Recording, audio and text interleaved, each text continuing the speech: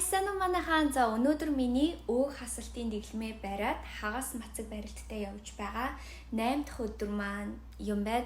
Тэгээд миний хувьд гэх юм бол би аль хэдийн хүссэн үр дүндээ 8 хоногийн дотор хүрсэн гэж бодож байна.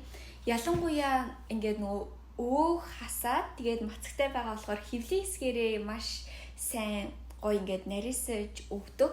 Тэгээд миний хэвлийн хэсэг тийм бүдүүн байгаагүй ч гэсэн надаа ингээд илүү дутуу юм энэмгээр ингээд гэртээ суугаад ахаар гарч ирэх гээдсэн баггүй юу. Тэр маань бүгдээрээ алга болцсон. Чи туранхай юм бижиж яах гэж мацаг барилт хийгээд байгаа юм бэ гэж тэгжсэн.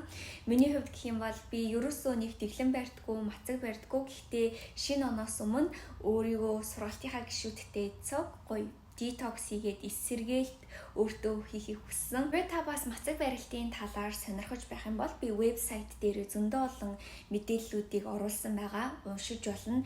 Яг мацаг барилтыг зөв барих гэдэг маш их чухал.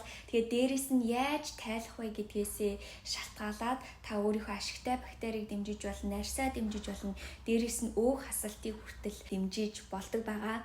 Харин та энэ бүх зүйлсийг алхам дараалалтайгаар надтай хамт гэж бодож байх юм бол миний 11 сарын 11-ний сургалтанд суугаарай. Сургалтын дээр зөвхөн эрүүл зөв хооллоо дэглэмээ бариад яваад зогсохгүй.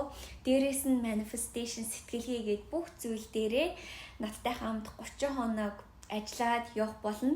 За тэгээд шинэ ондоо өөрийгөө детокс хийгээд цоо шинэ өөрийгөө 2026 онд ухтаарай. За тэгээд бодохгүй сургалтын дээр уулзцгаая. Баяртай.